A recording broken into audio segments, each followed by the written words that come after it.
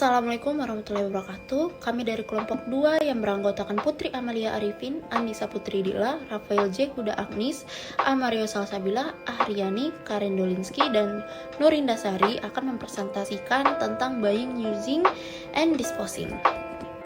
Di sini saya akan menjelaskan materi yang pertama terkait dengan situational effect on consumer behavior. Nah, teman-teman perlu ketahui bahwa jika diamati banyak konsumen yang membeli produk yang tidak direncanakan sebelumnya. Keinginan membeli suatu merek produk bisa datang tiba-tiba karena berbagai alasan situasional. Walaupun perilaku pembelian karena tekanan situasional tidak berlangsung terus-menerus pada setiap individu. Namun, bisa dipastikan bahwa setiap orang pernah melakukan pembelian suatu produk karena tekanan situasional. Nah, situasi yang menekankan konsumen untuk melakukan pembelian bisa terjadi pada berbagai tempat dan waktu. Bisa saja seseorang memutuskan membeli payung karena pada saat itu sedang hujan. Contoh lainnya bisa saja seseorang membeli suatu produk karena pada saat itu melihat ada potongan harga yang menarik. Bahkan mungkin saja seseorang melakukan pembelian suatu produk karena mendengar musik yang membangkitkan kenangan masa lalu. Jadi pengaruh situasi sangat penting terhadap perilaku pembelian. Asal pada tahun 1992 mendefinisikan pengaruh situasional sebagai kondisi sementara atau setting yang terjadi dalam lingkungan pada waktu dan tempat yang spesifik. Perilaku pembelian akibat pengaruh situasional sangat penting dipahami oleh para pemasar. Seperti telah dijelaskan, perilaku pembelian karena pengaruh situasional tidak berlangsung terus-menerus pada setiap individu. Namun dapat dipastikan bahwa setiap individu pernah mengalami pembelian situasional. Oleh karena itu, segmen pasar pembelian situasional merupakan segmen pasar yang sangat luas dan besar. Nah, selanjutnya ada yang dinamakan situasi konsumsi. Nah, situasi konsumsi merupakan satu peristiwa penggunaan suatu merek produk. Nah, produk-produk seperti parfum, cologne, atau perlengkapan kosmetik biasanya dipakai pada saat dan tempat tertentu. Seorang konsumen tidak akan terus-menerus menggunakan parfum dan hanya memakai pada situasi tertentu, seperti akan pergi ke pesta atau ke tempat-tempat ramai lainnya. Misalkan sirup mungkin hanya digunakan ketika konsumen kedatangan tamu saja dan hanya sesekali saja dia meminumnya. Agar situasi bisa dipakai untuk menyusun strategi pemasaran, pemasar harus mengidentifikasi situasi konsumsi yang relevan dengan kategori produk, seperti contoh produk sirup di atas yang hanya dikonsumsi sekali. Berdan dan Wopsy mengidentifikasi suatu situasi konsumsi yang mungkin sebagai berikut. Yang pertama, menghibur teman dekat di rumah, pergi ke restoran atau bermalas-malasan pada Jumat atau Sabtu malam, menonton pertandingan olahraga atau acara televisi favorit, tertarik pada olahraga dan hobi, melakukan perjalanan akhir pekan, membersihkan rumah, halaman atau mobil, atau melakukan santai-santai di rumah. Selanjutnya ada yang dinamakan faktor temporal. Nah, waktu adalah salah satu sumber daya kita yang paling berharga. Berbicara tentang menghabiskan waktu, dan kami sering mengingatkan orang lain bahwa waktu adalah uang. Time is money. Akal sehat memberitahu kita bahwa kita lebih memikirkan apa yang ingin kita beli ketika memiliki kemewahan untuk meluangkan waktu kita. Waktu adalah variabel ekonomi, itu adalah sumber daya yang harus kita bagi di antara aktivitas kita. Kita mencoba memaksimalkan kepuasan ketika kita mengalokasikan waktu kita tugas yang berbeda. Waktu berlalu ketika Anda sedang bersenang-senang, tetapi situasi lain tampaknya bertahan selamanya. Pengalaman kita tentang waktu bersifat subjektif, prioritas dan kebutuhan mendesak kita menentukan seberapa cepat waktu berlalu. Nah, penting bagi pemasar untuk memahami waktu psikologis karena kita lebih cenderung berada dalam suasana hati yang konsumtif pada waktu tertentu daripada waktu lain. Nah, sebuah studi meneliti bagaimana gaya waktu sekelompok wanita Amerika Serikat memengaruhi pilihan konsumsi mereka.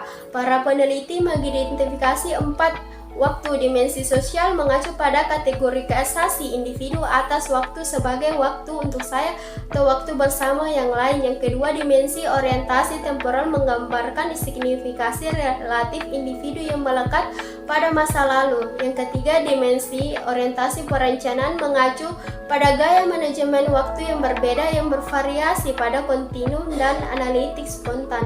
Yang keempat, dimensi orientasi polikronik yang membedakan antara orang lebih suka melakukan satu hal pada satu waktu dari mereka yang memiliki gaya waktu multitasking. Setelah mewawancarai mengamati wanita-wanita, para peneliti mengidentifikasi satu set 5 metafora. Mereka mengatakan menangkap perspektif para peserta tepat waktu. Yang pertama, waktu adalah pressure cooker. Nah, wanita ini biasanya analitis dalam perencanaan mereka, berorientasi pada orang lain dan monoton dalam gaya waktu mereka. Mereka memperlakukan belanja dengan cara metodis dan mereka sering merasakan di bawah tekanan dan konflik. Nah, selanjutnya yang kedua, waktu adalah peta. Nah, wanita ini biasanya perencana analitis. Mereka menunjukkan orientasi temporal pada masa depan dan gaya terlibat dalam pencarian informasi yang luas dan toko perbandingan. Selanjutnya, waktu adalah cermin. Wanita dalam kelompok ini juga perencanaan analitis dan memiliki orientasi polikronis, namun memiliki orientasi temporal masa lalu karena keengganan mereka terhadap resiko dalam penggunaan waktu. Para wanita ini biasanya setia pada produk dan layanan mereka kenal dan percayai. Mereka lebih menyukai produk yang berorientasi pada kenyamanan. Selanjutnya, waktu adalah sungai. Para wanita ini biasanya spontan dalam orientasi perencanaan mereka dan memiliki fokus saat ini. Mereka melakukan perjalanan belanja yang tidak direncanakan, singkat dan sering. Selanjutnya, waktu adalah pesta. Para wanita ini adalah perencana analitis dengan orientasi temporal saat ini. Mereka memandang waktu sebagai sesuatu yang mereka konsumsi untuk mengejar kesenangan dan kepuasan indrawi. Dan untuk alasan ini, mereka menghargai konsumsi hedonis dan pencarian variasi. Assalamualaikum warahmatullahi wabarakatuh. Perkenalkan, nama saya Putri Amalia Arifin. Di sini saya ingin menjelaskan mengenai bagian materi the shopping experience atau pengalaman berbelanja. Nah, terdapat banyak analisis yang dapat digunakan dalam merancang produk atau jasa baru untuk meningkatkan pengalaman berbelanja atau the experience seseorang. The shopping experience seseorang. Nah, dalam suatu interaksi antara orang-orang dengan lingkungannya terbentuk suatu kelompok fokus, yaitu atau fokus group, di mana individu datang ke suatu produk yang ditawarkan untuk mencoba, sedangkan personel lain dari pihak perusahaan tersebut akan mengamatinya. Nah, terdapat suatu perspektif pendekatan Jepang mengenai manajemen kualitas total atau TQM, yang merupakan seperangkat prosedur manajemen dan rekayasa yang kompleks untuk mengurangi kesalahan dan dalam meningkatkan kualitas. Nah, untuk membentuk perusahaan mencapai lebih banyak wawasan, peneliti akan pergi ke Gemba. Nah, Gemba ini dalam bahasa Jepang berarti satu-satunya informasi yang benar dalam hal ini. Nah, di mana di sini akan pentingnya untuk mengirim pemasar dan desainer ke tempat yang dimana konsumen menggunakan produk atau layanan tersebut. Nah, dalam the shopping experience ini dipengaruhi oleh bagaimana mood atau suasana hati seseorang atau individu sebagai si konsumen tersebut. Nah, terdapat dua dimensi dasar, yaitu kesenangan dan gairah yang menentukan apakah kita akan bereaksi positif atau negatif terhadap lingkungan konsumsi. Nah, intinya Anda dapat menikmati atau tidak menikmati suatu situasi dan Anda dapat merasakan terstimulasi atau tidak dari mood atau suasana ini. Nah, kombinasi yang berbeda dari tingkat kesenangan dan gairah menghasilkan berbagai keadaan emosional. Banyak faktor yang mempengaruhi mood atau suasana hati ini. Itu yang pertama itu ada misalnya desain toko, cuaca, maupun letak warna dari toko tersebut. Lalu contoh dari mood atau suasana hati ini mempengaruhi perilaku konsumsi kita, yaitu misalnya ketika kita mendengarkan musik yang bahagia atau menonton program bahagia, kita akan mengalami lebih banyak reaksi positif terhadap iklan dan produk tersebut. Nah, setelah itu di sini ada gambar mengenai dimension of emotional states, yaitu dimensi-dimensi dari suasana hati. Selanjutnya ada mengenai when the going get to go shopping, atau kenapa kita milih untuk pergi atau melakukan belanja. Nah, berbelanja adalah bagaimana kita memperoleh produk dan layanan yang dibutuhkan, tetapi motif sosial untuk berbelanja adalah aktivitas yang dapat kita lakukan, baik kita memilih aktivitas berbelanja itu dari aspek utilitarian atau manfaatnya, ataupun hedonis dari perasaan kita yang kecenderungan untuk membeli barang tersebut. Nah, terdapat motif berbelanja hedonis yang dapat saya paparkan, yaitu sebagai berikut. Yang pertama, ada social experience. Nah, social experience ini yaitu pengalaman sosial di mana seorang itu biasanya ingin berbelanja sesuatu hal yang unik-unik dari pengalaman-pengalaman di lingkungannya, atau dari temannya yang bertahu ada benda lucu kayak gitu. Terus ataukah jalan-jalan ke suatu toko melihat suatu benda yang menurutnya itu tidak bermanfaat tapi lucu, menarik, nah dibeli. Yang kedua itu ada sharing of common interest, yaitu berbagi minat bersama. Itu toko sering menawarkan barang-barang khusus untuk memungkinkan orang dengan minat yang sama saling berkomunikasi. Jadi misalnya toko yang menawarkan misalnya barang-barang elektronik ataupun suatu toko perlengkapan alat tulis. Nah, orang-orang di situ akan saling berbagi minat bersama. Misalnya si pelayan ini memang sangat tertarik juga dengan hal itu, menjelaskan mengenai produk-produk yang ditawarkan. Nah, jadi akhirnya si konsumen itu tertarik. Nah, yang ketiga itu ada afiliasi. Nah, afiliasi ini itu suatu cara untuk mengembangkan suatu bisnis lebih meningkat lagi dengan melakukan afiliasi. Nah, yang keempat itu ada status. Nah, status itu artinya diri kita, bagaimana kita mengenali diri kita yang barang-barang ini yang dia sukai. Nah, ketika ketemu dengan barang-barang sejenis itu pasti dia akan tertarik. Nah, seperti itu. Nah, yang kelima ada the thrill of the hunt atau sensasi berburu. Nah, the thrill of the hunt ini biasanya dilakukannya tawar menawar. Nah, orang-orang yang bersifat hedonis dengan berburu barang-barang yang diskon ataupun suka tawar menawar, mungkin ini menjadi motif-motif dari belanja hedonis. Nah, mungkin hanya itu yang dapat saya jelaskan. Selanjutnya akan dijelaskan oleh teman saya. Terima kasih. Nah, selanjutnya ada e-commerce. Akhir-akhir ini banyak orang yang lebih memilih untuk membeli secara online daripada langsung ke store-nya. Nah, konsumen di seluruh dunia menghasilkan sekitar 1,5 triliun US dollar untuk e-commerce. Menurut Loudon 2008, e-commerce adalah suatu proses membeli dan menjual produk-produk secara elektronik oleh konsumen dari suatu perusahaan ke perusahaan lain dengan menggunakan media perantara, yaitu komputer dan sebagainya. Pengalaman memperoleh produk sangat berbeda antara online dengan offline. Semakin banyak situs web untuk menjual segala sesuatu, maka pemasar terus memperdebatkan bagaimana dunia online akan mempengaruhi bisnis mereka. Nah, meningkatnya ketersediaan perbandingan belanja di aplikasi ponsel mengancam keberadaan banyak pengecer sebagai konsumen yang terlibat dengan apa yang kita sebut dengan showrooming. Nah, showrooming ini berarti konsumer atau pelanggan datang ke toko untuk melihat spesifikasi produk yang kemudian produk akan dibeli secara online. Jadi, apa sih yang membuat e-commerce menjadi sukses? Nah, beberapa e-tailer memanfaatkan teknologi untuk memberikan nilai ekstra kepada pelanggan yang tidak bisa didapatkan dari perusahaan lain. Nah, secara lebih umum, pembeli online lebih menghargai aspek-aspek sebagai berikut. Yang pertama, kemampuan untuk mengklik item untuk membuat jendela pop-up dengan detail lebih lanjut tentang produk, misalnya harga, ukuran, warna, dan ketersediaan. Nah, yang kedua, kemampuan untuk mengklik item dan menambahkannya ke keranjang tanpa meninggalkan halaman.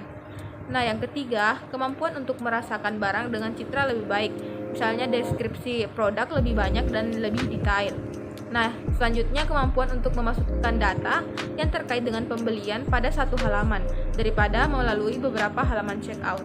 Dan yang kelima, kemampuan untuk mencampur dan mencocokkan gambar produk pada satu halaman untuk menentukan apakah produk tersebut terlihat dengan baik. Yang kedua adalah materi retailing as theater. Nah, persaingan untuk pelanggan menjadi semakin ketat karena alternatif non-toko seperti dari situs web dan katalog hingga jaringan belanja di TV. Banyak toko yang berusaha keras untuk menciptakan suasana menghibur kepada para pelanggan dengan membawa pelanggan ke dunia fantasi atau memberikan jenis stimulasi lain. Hal tersebut disebut dengan retail theming. Pedagang yang inovatif saat ini menggunakan 4 jenis teknik dasar, yaitu yang pertama, tema landscape, yaitu bergantung pada asosiasi dengan menggunakan gambar bumi, hewan, dan fisik tubuh. Nah, misalnya ada salah satu toko retail yang ada di USA, yaitu Bass Pro Shop, atau toko retail yang menjual perlengkapan untuk berburu, memancing, berkemah, dan kegiatan lainnya. Nah, toko tersebut menciptakan lingkungan luar ruangan yang disimulasikan termasuk kolam ikan, sehingga para konsumen merasa tertarik untuk langsung datang ke offline store-nya. Nah, selanjutnya ada tema market space. Nah, dibangun berdasarkan asosiasi tempat buatan manusia. Nah, salah satu contohnya itu ada Hotel Venetian di Las Vegas yang dengan mewah menciptakan tema arsitektur dari bagian kota Italia yang sebenarnya. Nah, sehingga para pengunjung hotel ini betah berlama-lama tinggal di hotel tersebut. Nah, selanjutnya ada tema ruang cyber atau dibangun di atas citra teknologi informasi dan komunikasi. Contohnya antarmuka dari eBay yang menanamkan rasa kebersamaan di antara vendor dan pedagangnya. Nah, yang terakhir ada teknik dengan tema mindscape yang mengacu pada ide dan konsep yang abstrak, introspeksi dan fantasi, serta seringkali memiliki nuansa spiritual. Nah, salah satu contohnya ada The Kiva Day Spa di kota Chicago yang menawarkan perawatan kesehatan berdasarkan tema upacara penyembuhan Indian Amerika dan praktik keagamaan. Nah, jadi tempat spa itu menawarkan suatu perawatan yang dimana para pelanggannya diberikan tema penyembuhan dengan cara yang tradisional dan praktik-praktik keagamaan. Selanjutnya ada store image. Begitu banyak toko yang bersaing untuk mendapatkan pelanggan membuat sulit untuk menentukan pilihan. Beberapa toko memiliki kesan yang jelas baik atau buruk. Faktor yang membentuk personality dari citra toko itu sendiri yaitu lokasi, barang dagangan, kesesuaian, serta pengetahuan dan keramahan staf penjualnya. Nah, fitur desain ini biasanya bekerja sama untuk menciptakan kesan keseluruhan. Ketika kita berpikir tentang toko, maka kita biasanya tidak mengatakan tempat itu cukup bagus dalam hal kenyamanan, tenaga penjualnya, dan pelayanannya bagus, melainkan kita lebih cenderung mengatakan bahwa sangat menyenangkan berbelanja di sana. Nah, konsumen ini lebih cepat untuk mendapatkan kesan dari keseluruhan dari toko dan perasaan yang berkaitan dengan hal-hal yang tidak terwujud seperti desain interior dan tipe orang yang memberikan pelayanan daripada dengan kebijakan pengembalian atau ketersediaan retur. Nah, selanjutnya ada atmosfer. Nah, pedagang ingin konsumen untuk masuk dan tinggal di toko lebih lama, sehingga membuat desain toko dengan cermat hingga dapat mencakup pelanggan dan menempatkan pajangan yang dapat merangsang pelanggan untuk tetap berada di toko lebih lama. Nah, karena pemasar menyadari bahwa citra toko merupakan bagian penting dari retail, maka perancang toko menaruh banyak perhatian pada atmosfer perancangan ruang secara sadar dan berbagai dimensinya untuk membangkitkan efek tertentu pada pembeli. Nah, dimensi ini mencakup warna, aroma, dan suara. Misalnya, toko dengan interior merah cenderung membuat orang menjadi tegang, sedangkan dekorasi biru memberikan perasaan lebih tenang. Suasana toko memberikan pengaruh pada apa yang kita beli. Nah, dalam suatu penelitian, peneliti bertanya kepada pembeli mengenai betapa banyak kesenangan yang mereka rasakan setelah mereka memasuki toko. Nah, orang-orang yang menikmati pengalaman mereka lebih banyak menghabiskan waktu dan uangnya. Nah, untuk meningkatkan nilai hiburan dari berbelanja, beberapa pengecer membuat aktivitas toko yang memungkinkan pembeli untuk berpartisipasi dalam produksi produk atau layanan membeli di sana. Nah, itulah betapa pentingnya pengecer untuk menciptakan atmosfer yang baik. In-store decision making. Proses pengambilan keputusan di dalam toko ini terjadi ketika seorang individu dihadapkan pada stimulus yang meningkatkan persepsi atau ingatannya akan nilai kebutuhan suatu produk atau layanan. Nah, misalnya ketika setiap kali konsumen melewati toko, entitas terbuka terhadap paparan penawaran yang disediakan melalui pajangan-pajangan di dalam toko. Stimulus tersebut kemudian akan mengarahkan entitas ke arah persepsi pembelian produk, mengabaikan produk atau muncul ke pengalaman masa lalu yang berkaitan dengan produk. Faktor fisik toko seperti tata letak, musik, bau-bauan, dan pencahayaan dapat membuat konsumen berbelanja senyaman mungkin. Nah, terjadinya pengambilan keputusan di dalam toko didorong oleh beberapa faktor. Salah satunya adalah spontaneous shopping, yaitu perilaku pembelian yang disebut juga dengan impulsive buying. Nah, menurut Jones 2003, pembelian impulsif adalah sejauh mana seorang individu cenderung melakukan pembelian yang tidak disengaja, segera atau spontan dan tidak reflektif. Situasi pembelian impulsif dapat dilihat ketika konsumen memasuki toko asing dengan tata letak yang menarik dan dorongan itu tiba-tiba muncul dalam entitas untuk membeli. Pemasar dapat menyediakan barang-barang impuls tambahan, seperti misalnya kebutuhan sehari-hari yang ditawarkan dengan nyaman di kasir, untuk lebih memicu rangsangan membeli. Nah, terkadang pembelian di awal kejadian pembelian impulsif akan berubah menjadi paparan berulang dan bahkan pembelian jika konsumen memiliki persepsi positif terhadap produk tersebut. Nah, dalam hubungan dengan tata letak toko, efek tenaga penjual juga memainkan peran penting dalam mendorong pengambilan keputusan konsumen di dalam toko. Tenaga penjual dari perusahaan membutuhkan penyesuaian gaya interaksi dengan berbagai pelanggan sehari-hari karena komunikasi membentuk hubungan komersial antara pelanggan dan perusahaan. Pendekatan yang tepat untuk pelanggan meningkatkan kepuasan nilai konsumen dan juga membantu untuk mengidentifikasi ciri-ciri umum dan preferensi mereka. Point of purchase. Point of purchase adalah kegiatan untuk menampilkan produk di tempat-tempat strategis di sebuah toko dengan tujuan untuk menarik perhatian konsumen terhadap merek suatu produk. Menurut Phil dalam Pandit Wicaksono, Gregoris Chandra dan Debbie Adriana 2008, tujuan utama point of purchase adalah mengarahkan perhatian konsumen dan menstimulasi mereka agar membeli produk tertentu. Nah, tujuan ini mencakup peningkatan trials dan penjualan melalui usaha menarik perhatian konsumen pada produk dan merek tertentu di dalam toko dan mendidik konsumen mengenai seluk-beluk toko.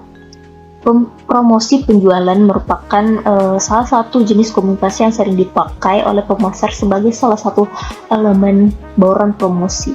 Promosi penjualan merupakan unsur penting dalam kegiatan promosi produk. Sebagai salah satu bentuk aktivitas sales promotion, display dapat berfungsi sebagai alat mengkomunikasikan suatu produk dengan cara memajang beragam produk yang akan dijual lewat penyajian menarik. Display merupakan suatu usaha dari penempatan produk yang akan dijual dekat dan pada titik penjualan. Fungsi point of purchase adalah menarik perhatian konsumen agar para pembeli mudah mengamati, memeriksa dan memilih barang-barang tersebut dan akhirnya melakukan pembelian. Contoh jenis point of purchase ini misalnya spanduk, light phone, tent card, dummy box, poster, bomb card, chain, tripod banner, hanging banner, human stand, light box, light meja demo, cover meja demo, bomb card, artist experimentable, wall buy, soft talker, dan lain-lain. Perkenalkan, nama saya Rafael. Saya akan menjelaskan mengenai the salesperson lead role in play. Jadi, di dalam suatu perusahaan, tenaga dan strategi penjual atau seller merupakan salah satu pemegang peran penting dalam memainkan retail. Nah, salah satu kecenderungan manusia yaitu memberikan sesuatu kepada orang lain dan berharap untuk menerima imbalannya. Seorang penjual yang kompeten memiliki banyak ide untuk menawarkan berbagai nilai atau cara untuk membuat pembelanja atau pembeli memilih produk dengan lebih mudah. Nah, situasi pembeli dan penjual adalah hubungan di mana kedua belah pihak harus mencapai kesepakatan tentang peran masing-masing selama proses negosiasi identitas. Beberapa faktor yang membantu mencapai keberhasilan peran yang efektif dari seorang tenaga penjual adalah yang pertama ada usia, kemudian penampilan, tingkat pendidikannya, dan motivasinya untuk menjual.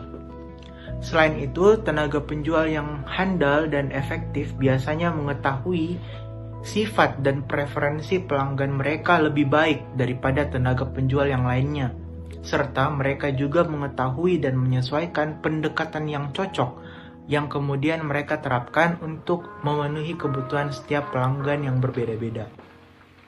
Kemampuan untuk beradaptasi juga sangat penting ketika pelanggan dan tenaga penjual memiliki interaksi yang berbeda, termasuk style dan preferensi yang berbeda. Di satu sisi, orang yang non-asertif, mereka itu enggan untuk mengeluh atau komplain. Sedangkan di situasi penjualan bisa saja mengintimidasi mereka. Sedangkan orang yang asertif lebih cenderung membela diri dan pendapat mereka sendiri dengan cara yang tegas namun tidak mengancam. Sedangkan orang yang agresif, mereka itu dapat menggunakan kekerasan dan ancaman jika mereka tidak mendapatkan apa yang mereka inginkan. Kemudian topik berikutnya mengenai ownership dan sharing economy. Jadi suatu hal yang lucu dapat terjadi ketika seseorang membeli produk, tiba-tiba mereka tidak ingin membelinya lagi. Nah, sharing economy biasa juga disebut collaborative consumption. Pada model bisnis ini, orang lebih cenderung memilih menyewa apa yang mereka butuhkan daripada membelinya. Nah, komunitas collaborative consumption ini biasanya menawarkan situs web yang memungkinkan individu untuk mendaftar layanan mereka dan sistem penilaian yang memungkinkan pembeli dan penjual menilai pengalaman mereka, yaitu biasanya disebut melakukan rating experience. Nah, apa yang memicu revolusi ini? Terutama teknologi yang telah menurunkan biaya transaksi, sehingga menjadi jauh lebih mudah untuk berbagi informasi dan melacaknya di banyak orang. Bahkan saat ini, sistem pembayaran online yang sudah sangat berkembang menggunakan proses transaksi. Seperti kita ketahui, pasti kita juga sering menggunakan pembayaran online ini yang sudah banyak digunakan di mana-mana, seperti OVO, Dana, ShopeePay, GoPay, dan lain-lain. Nah, orang-orang dapat membentuk komunitas di sosial media dan membangun relasi dan kepercayaan antara orang asing dan dapat mengakses sejarah satu sama lain. Penjual juga dapat menghasilkan uang dari aset yang tidak banyak mereka gunakan. Contohnya, banyak dari kita hanya menggunakan mobil kita beberapa jam per minggu, tetapi kita masih membayar pinjaman bulanan, pemeliharaan, biaya parkir, dan sebagainya untuk sebulan penuh. Namun bukan hanya kemudahan penggunaan yang menjelaskan kebangkitan sharing ekonomi ini. Kita juga dapat menunjukkan perubahan sikap terhadap kepemilikan, terutama di kalangan konsumen yang lebih muda. Nah, sebuah survei global yang berbicara dengan lebih dari 10.000 responden melaporkan bahwa sepertiga dari milenial atau anak-anak muda itu sudah menjadi bagian dari layanan berbagi, atau paling tidak mereka akan segera bergabung. Nah, banyak orang percaya bahwa konsumsi berlebihan akan membahayakan planet kita. dan setengahnya mengatakan mereka bisa hidup bahagia tanpa sebagian besar barang yang mereka miliki. Ini sejalan dengan pembahasan kita di bab-bab sebelumnya mengenai hubungan lemah yang ditemukan peneliti antara memiliki lebih banyak barang dan kebahagiaan seseorang. Nah, selain itu, banyak juga orang lebih menghargai untuk bertukar barang dengan orang-orang nyata daripada mendapatkannya dari perusahaan yang besar. Itu saja materi dari saya. Terima kasih. Ya, selanjutnya saya akan menjelaskan terkait kepuasan terhadap suatu produk serta daur ulang suatu produk. Reaksi keseluruhan kita terhadap suatu produk setelah kita membelinya yang disebut para peneliti sebagai kepuasan atau ketidakpuasan konsumen jelas memainkan peran besar dalam kebiasaan kita. Kepuasan atau ketidakpuasan lebih dari sekedar reaksi terhadap seberapa baik kinerja suatu produk atau jasa. Menurut model diskonfirmasi harapan, kita membentuk keyakinan tentang kinerja produk berdasarkan pengalaman kita sebelumnya dengan produk atau komunikasi tentang produk yang menyiratkan tingkat kualitas tertentu. Mungkin kita tidak terlalu peka terhadap hal yang berjalan sesuai dengan apa yang kita mau. Sebaliknya, jika ada sesuatu hal yang tidak sesuai harapan, kita baru menyadari akan hal tersebut. Perspektif ini menggarisbawahi betapa pentingnya mengelola ekspektasi. Banyak konsumen yang terlalu meninggikan ekspektasinya terhadap suatu produk atau layanan yang menyebabkan mereka tidak puas. Perilaku pembuangan. Perilaku pembuangan adalah perilaku konsumen dalam pengambilan keputusan selama produk pada tahap tidak terpakai lagi oleh konsumen. Dalam Light Ta'ala 2014, konsumen yang sadar akan lingkungan tidak akan melakukan pembuangan dengan cara merusak lingkungan. Dengan persepsi berhenti menggunakan produk akan merusak lingkungan, nyatanya konsumen harus terus memenuhi kebutuhan hidup mereka sehingga barang yang sudah tidak terpakai akan tertumpuk dan harus dibuang. Menurut Bianchi dan Birchwistel, konsumen yang peduli terhadap lingkungan akan membuang produk yang tidak terpakai dengan cara yang tidak merusak lingkungan, yaitu dengan cara diberikan kepada teman ataupun keluarga dekat dan didonasikan kepada lembaga amal. Selain itu, cara membuang produk tidak terpakai dengan tidak merusak lingkungan adalah dengan cara melakukan daur ulang ataupun pemanfaatan kembali produk yang tidak terpakai dengan cara dijual, diberikan kepada keluarga ataupun teman dekat, dan mendonasikan produk tidak terpakai. Upaya untuk memanfaatkan kembali produk yang telah tak terpakai adalah merupakan salah satu contoh perilaku ramah lingkungan. Terima kasih. Sekian dari presentasi kami, itu saja. Mohon maaf jika ada salah kata. Wassalamualaikum warahmatullahi wabarakatuh.